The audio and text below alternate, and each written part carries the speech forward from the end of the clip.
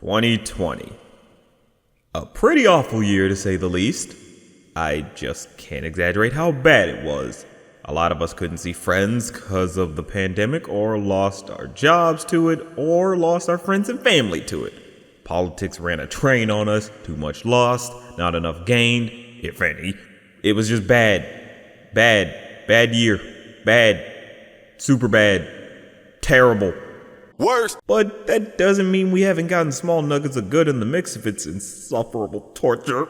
Animation managed to keep chugging through and even brought out some gold nuggets of great. So, to shed a light on an otherwise dark and awful year, I think we should take a look back on some of the great cartoons we got out of it, because God knows I need to. Now, this will be different from the last times I did these best of lists. There's no ranking of anything like that. I'm just highlighting what I consider the best that came from 2020 in no superiority order.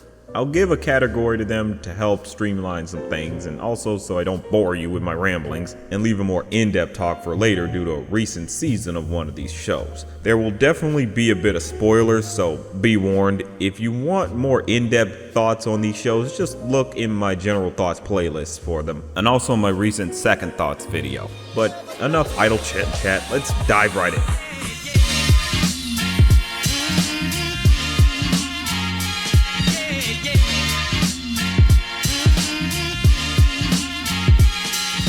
We actually got some pretty good adult animation this year. Some that deliver on good raunch, you weirdos. We got some that told a fairly well-crafted adult stories. You got the more raunchier fare like Close Enough with super chaotic and over-exaggerated but super relatable stories. It takes the humor we know from regular show and ages up for those either hitting our 30s or about to hit our 30s. I wouldn't know anything about that sort of thing. But anyway, the comedy falls in line with humor that starts off simple but can get batshit in seconds. Got babies trying to date older women, scientists trying to make a dog act. It's wild, but it's fun and can be pretty heartfelt at times. You just can't have a bad time with this show. Then there's other shows like Solar Opposites. Talk about a series that just lets you sit back and enjoy. From one of the minds of Rick and Morty, Justin Roiland, this show was something I think we all needed, especially in 2020. I enjoy Rick and Morty a lot, but I can't pretend like I don't get tired of having to keep my brain on as much as possible just to keep up with it. Johnny Tuccello said it best that this show just lets you have fun while still having some compelling stories you don't need to try to overanalyze anything with. You got exactly what it gives you. Over-the-top graphic comedic violence and some cynicism for good measure, with fun characters in a sitcom style. Definitely something I think we just needed to enjoy. But we didn't just get raunchy comedies, we even got some more serious fodder with Blood of Zeus, a different take on the Greek mythologies. This ain't no damn Disney. You got blood, you got guts, you got infidelity, bastards out for revenge, almost the whole nine. Just no titties. Probably explains D'Angelo from Hats Off Media's lack of interest in it. Shots fired! But that's neither here nor there. It's a pretty engaging with how the story is. It gets you wanting to see what's gonna happen next. Definitely can't wait for another season if that happens, since Netflix is hard on for canceling shit. But the adult shows don't just stop there. We got something that experimented with its premise and turned out a very bizarre but really good series. The Midnight Gospel took things to a different level that is pretty unorthodox but works to its advantage. You get episodes that work in a podcast format but just hear the characters talking about life and their experience while a bunch of insane visuals go on in the back. It seems pretty simplistic, but it all builds to a very important and beautiful message at the end, and I just can't spoil it for you at all. You need to go see it for yourself. It may be a pretty important series you should check out, definitely.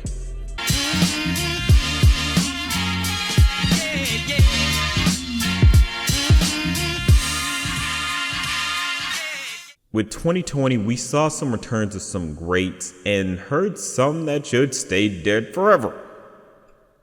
One pretty great revival was the Looney Tunes. This series captured the exact energy that Looney Tunes are known for. It uses the classic gags while providing some new ones in the mix. The characters are in classic form and it just feels like a labor of love to the Looney Tunes and could even act as a continuation of the classics.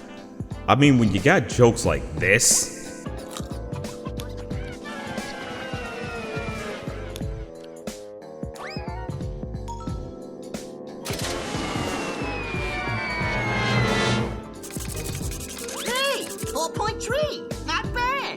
then you know they're doing something right. Definitely can't wait for more. The next revival we got to see is Animaniacs. There was a little more writing on this considering they didn't have the big cast from before. Don't worry, they'll be brought back in later, but with just the Warner Brothers and Pinky and Brain, it still turned out to be a pretty fun revival. It modernized the Animaniacs without feeling like it has to pander. Now, it's not perfect, but it's possible it just has a case of first season jitters, which no show starts off perfect, but I am excited to see what comes next from this revival. Now, we managed to get something that actually did something good with a pretty waning franchise. Jurassic World Camp Cretaceous does just that. It gave us engaging characters with fairly relatable issues, high-stakes suspense that put you on the edge of your seat, and a downright fun show that the Jurassic Park franchise was in desperate need of. You just couldn't really ask for a better Jurassic Park series if you tried. You may think it wouldn't allow for some suspenseful moments, but trust me, you get them. You get some very intense moments. It gives you exactly what you've been craving from the franchise since the first film. It deserves a watch if you are a big Jurassic Park fan. You will not be disappointed.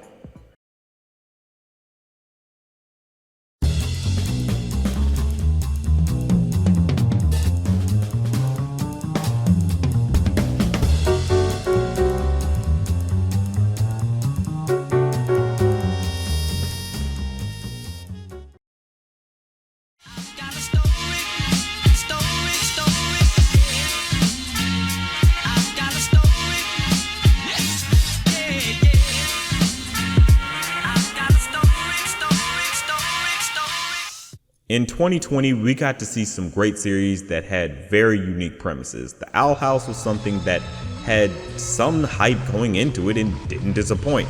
A fantasy-based world with the most quirky characters you can imagine. Not one character in this series I can bring myself to hate.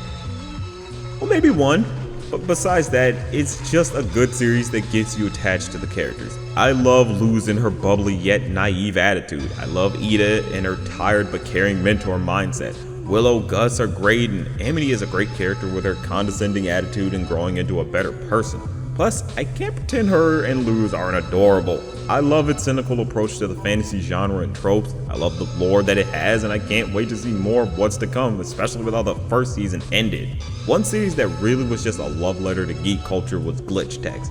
It has everything you could want: action, drama, action, suspense, and action. And did I mention the action? It takes the idea of gaming and Men in Black. Like, who could want anything more?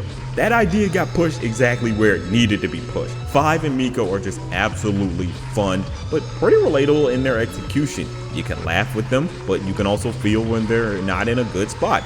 It's also the most uniquely animated series we got this year and puts into perspective what can be done with animation. It's a gorgeous series with an amazing sense of fun.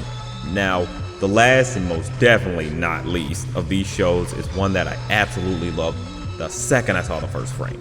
Kipo and the Age of Wonder Beast. Talk about a show that fired on all cylinders and landed each blow. It gives so many compelling and quirky characters. It easily gets you wrapped up in everything going on. Kipo acts as both a device for learning about the world and as a fun character to follow. You get on board with her through all the crazy shit she has to go through, especially since she tries to do it with a smile on her face. Wolf is just plain awesome, badass as hell, and compelling with her tragic backstory. Benton and Dave are just two goofballs to the end, but you can't bring yourself to hate them. Scarlemagne, Jesus, will you love/hate him? You very much empathize with him. His story is heartbreaking, but you get why he went down such a dark path. He gets a true proper story that is pretty satisfying to say the least. The world somehow makes the apocalypse fun. I don't know how you do that, but they found a way. The crew found a way. You got dubstep bees, jazzercise raccoons, K-pop narwhals. You got everything you never knew you wanted till you got it. God damn, does this show have some great music. It fits the environment just perfectly. I can see people wanting the vinyls for this series. Now, I'm about to get into some spoilers for season 3, more or less the final season of the series, so if you haven't seen that yet, I say go check it out now, but go to this time if you want to skip. Season 3 gives us a satisfying conclusion to it all. We see the reuniting and bonding of characters with Kipo and Song. I just love their dynamic. The rise and fall of a villain with Dr. Amelia, who just works excellently. They don't give her any feeling of sympathy, and her story wraps up just right. A little fucked up, but still very right, and a proper redemption for Scarlemagne. He gets a perfectly well-told story from his rise to power, to being a tyrant, to being dethroned, and dying a hero. This season allowed for some major consequences that carried a lot of weight, with the mutes being forced to become normal. It gave you stakes and put them right in your heart. They were so gut-wrenching. The series ran 30 episodes the whole year and was great all the way through. 2020 definitely was a rough and awful year, but at least we had something that comforted us through it all. Be it cartoons, music, or movies, there was some form of entertainment that we had that helped connect us all and got us through the roughest of time. And hopefully we make it through to the next. But that's just a thought.